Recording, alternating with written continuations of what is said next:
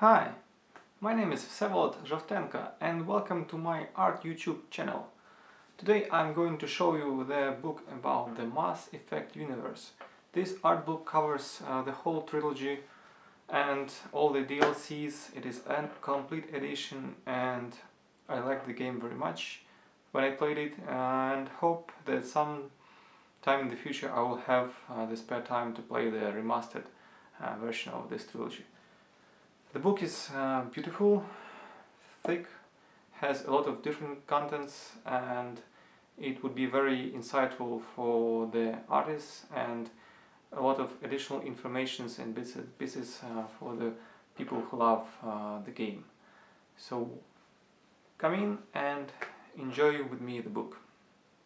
This is the compound edition from the previous books, which covered separate Mass Effect parts and encompasses all of the 3 games and also DLCs and multiplayer. The book is very interesting because the 3 parts are different in style of concept art used. I'm not sure whether the artists are different, but the style changed significantly in my opinion from the installment to installment. So we have some splash art of the Saren. If you look closely, you will see that it is tailed only in his chest and head, and all of the other parts are quite blurry. What I liked the most about this book is that it is balanced between the characters, environments, and some attention to vehicles, and it has a lot of initial sketches which showed how they were seeking for the character, shape, silhouette, which approaches they took, and the commentaries of the art directors why they decided to go with one or another. It is very insightful and gives a lot more depth to the process of creating those characters. I will not stop on each page, just show you the overview. It covers all the characters from the first series and different versions of the costumes for the casual NPCs. Some art, not concept. Each race is covered substantially, and Mr. Turians, what was interesting that they showed how they look without the armor, and also the different variations of the Turian face before they settled on the one which was used for the Garrus. Krogans without clothing and armor, and also different versions, the specifics. Solarians. Also a lot of sketches to find the right silhouette for the Quarian, and you see the transition from the Geth to the Quarian. Some minor races. The Geth. The Taurian, one of the bosses from the first part. Rachni Queen. I think that they quickly focused on the right silhouette and only tweaked it a little bit. Then we go to the locations. Those concept arts are showing the mood, the ideas behind the locations, so they are not very detailed splash art or marketing art. As you can see here, it's just a bunch of strokes depicting the idea of the river flowing inside the giant wheel of the Citadel Presidia, this rim.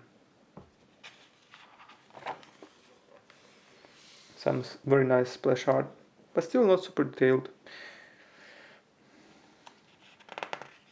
but gives you the sense of the scale and the epicness of this structure floating in space.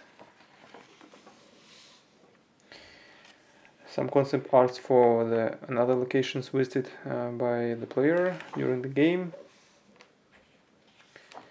If you buy this book, you will be able to see them in detail and stop and give more attention to it. We have the Normandy. See the development of this interior and different color schemes, some even 3D rendering. And this is a very interesting page because it has not only the final version of Mako, but also different other ideas which are very far from the end product, could be potentially developed into some other designs. Another section about helmets, because they needed to find the right way to show them the balance of the face and of the military gear to protect. And this was very interesting for me to see the initial sketches of the mass relays, which are nothing like the things used in the game. Some symbols, armament manufacturers and the guns, the foes, the opponents of the first part, the Geth, again, some other bits and pieces of technology. This could be very interesting for the prop designers to see. Some highlights of the DLCs. And we come to the second part. So as I said, the book is very interesting because each part is somewhat different from the previous, not in terms of the contents, but in terms of the style used. Because the art is not so rough, it is more polished. It gives the comic book vibes with this very contrasty light.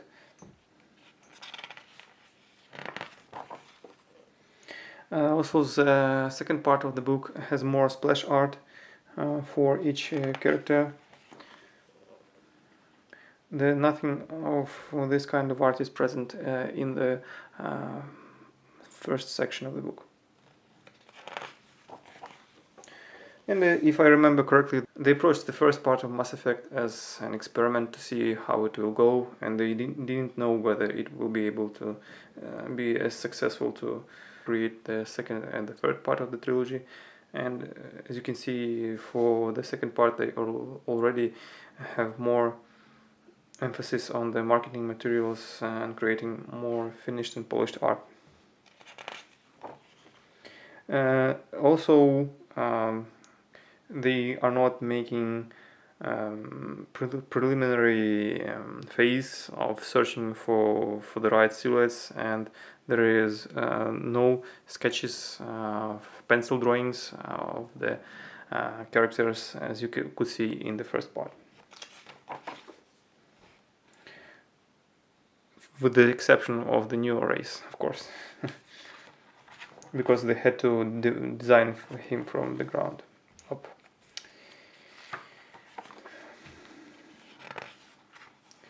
But a lot of this art is very beautiful. Also very interesting for the Jack character. They showed different variations of the tattoos and also explained what did they mean and why they were used.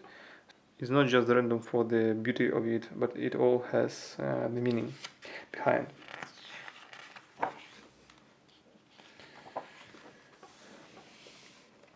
The interesting thing that here you can see the full page spread art of the Normandy, but the ship itself will be only in the end of this section. Because we go to the Elusive Man and how his silhouette and costume was developed, different variations, and his space station where he resides. Also some new enemies. Proto Reaper, and this, the Praetorian. I was very scared when I met him in the game for the first time, and I used my super heavy weapon with a nuke charge to one-shot kill him. As you can see from the initial sketch to the variant used in the end game production variant of the game, it changed dramatically, but those hexagon pylons they stayed. I think this was very strange because they turned people into DNA paste to build this Proto Reaper, but it was suspended not in some fluid but in air, and it is not very logical, the process. The collectors, and it was hinted that they could be the modified versions of the previous race which dominated the galaxy.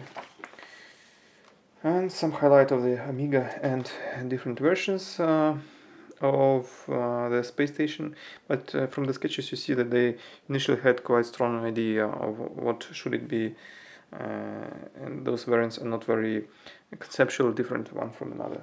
And the drawings of interiors show the mood. It is dark and not very colorful besides the bars. Ilium, another world, and Citadel is very similar to the Ilium because it is developed part of the space, civilized one. Some bars. This picture could be on the Citadel, on the Ilium, on the Amiga station, so it is hard to describe to a certain location. All the bars are the same. Here you can see how Tuchanka differs from the other locations. It is not bright and vivid and not also very dark, but it has subdued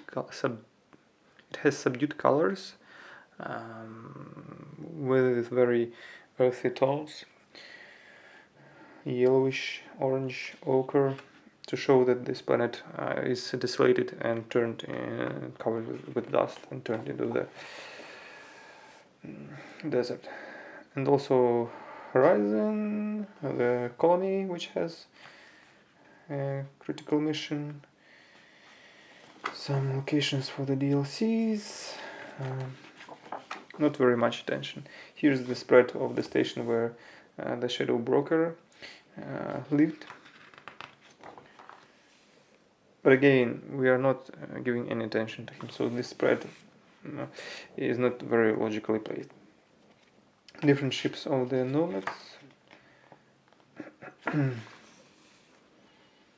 Again, some locations.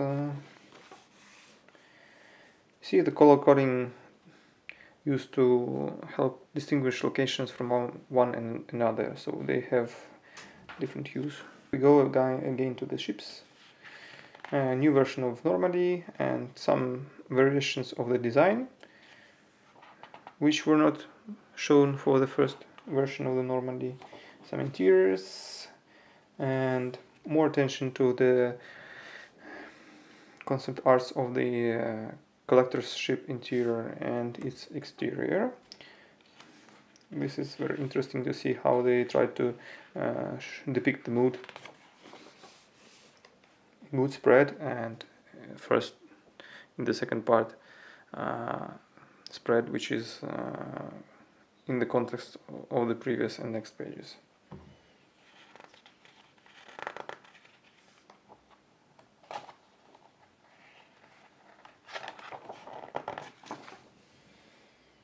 And from collectors we go to the bots.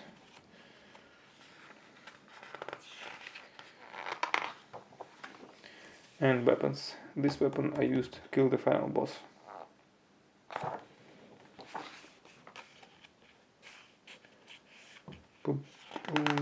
This is again DLCs and locations, so it's a mishmash from the main locations and then DLCs and DLCs inside.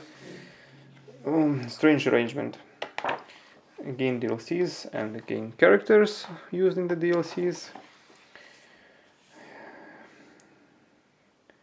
A lot of attention for the small DLC with different variations of the interior of the mansion where the mission was.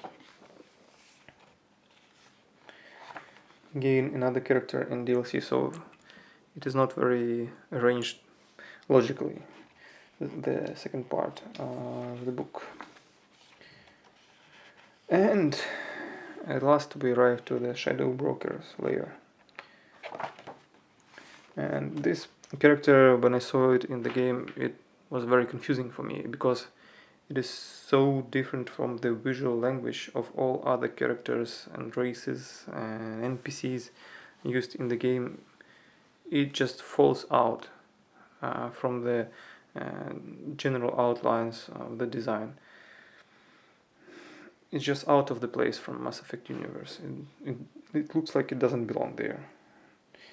On the different concept arts, even on this illustration and in the final version, it just doesn't look like from the Mass Effect universe, and it was not very pleasant, to be honest.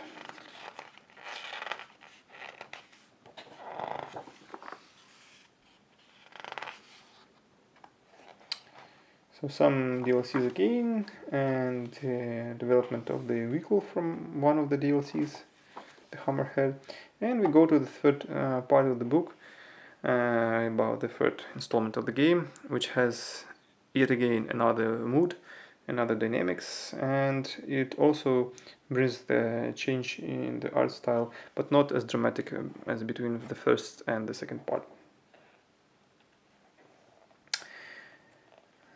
Some attention to the characters which were the main playable characters in the first game, and they are back in the third installment. Because the third part of the Mass Effect has a lot of homages to the first one. It's like nostalgia in some sort. A lot of attention to the little boy, which symbolized the humanity in the prologue of the third game. And from the main characters we go to the main villains, and some attention to the elusive man, how they thought he could transform into the Reaper version, but they abandoned this idea, and it was correct, I think. Now we have some Cerberus agents, and these pages are very interesting because a lot of attention, a lot of designs which are different. They are not small tweaks, so it's interesting to see what they explored and on which things they ended up using in the game itself. Some Reaper forces also. I will not give a lot of attention to this. It's not very interesting to show. Again, contrast from the previous games, these concept arts of the locations show a lot of the exteriors and vistas, panoramas, while the first two parts mainly showed the interiors or close-ups of the exteriors of the locations. But they need to show in few pictures the design language show the modern Earth city. The Martian station, interesting design. Circus Solarian universe. Again, we go back to Tuchanka.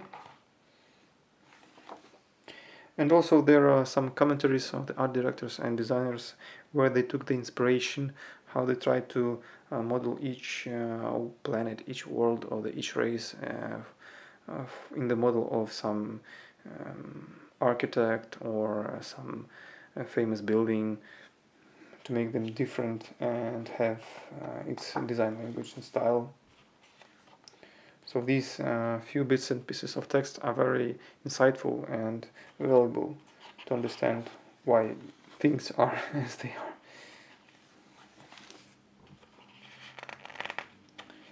So the end location, the Citadel and the Crucible, and it looks a lot more gruesome than in the game. And again, some variations of the normal DSR2, but design was finalized in the previous game, so they showed different color schemes.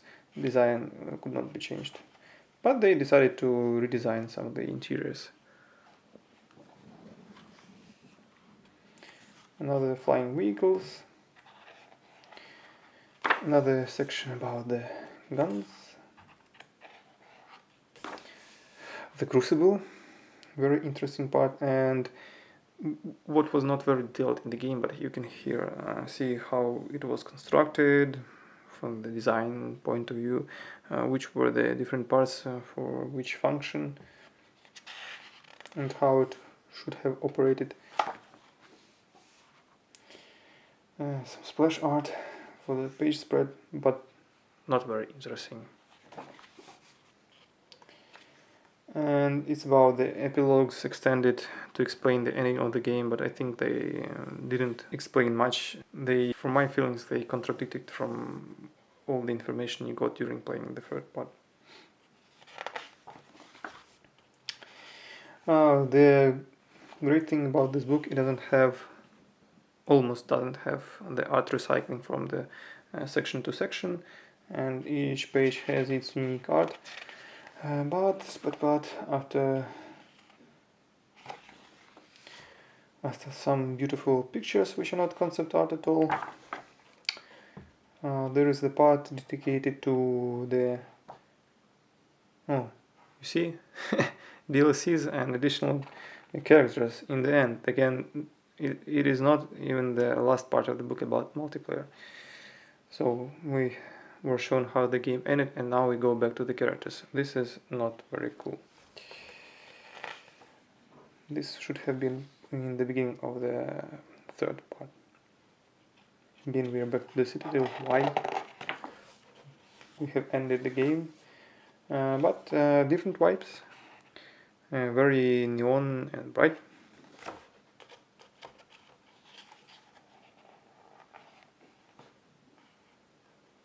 And if I am correct, this should be already the part about the multiplayer section of the game. No, still not. Some DLCs again. Why? But this was great DLC about the Leviathan. And again, some attention to Omega. Again, characters. I don't remember even this person. Maybe I didn't play the DLC. And in the end, we should have a bunch of randomly stitched interiors. I think they should go about the multiplayer part of the game locations. I didn't play the multiplayer, but they show the characters used in the DLC which could be playable by you, and different costumes and different designs.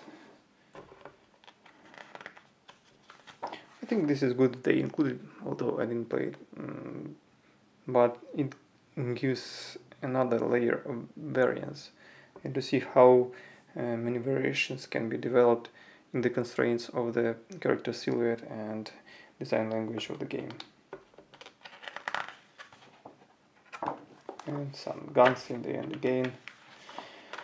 And the book ends with different art of the Omega. So starts with the Citadel and ends with the Omega. Very symbolic. If you are a fan of Mass Effect definitely recommend this book. But if you're not, it is very insightful for anyone interested in the concept art and art for the games. Thank you very much for viewing my book review. I hope you liked it. Please subscribe for my channel and leave the thumbs up if you like the video, or if you don't, leave the thumbs down, and comment which art book would you like to see me review next. Bye bye!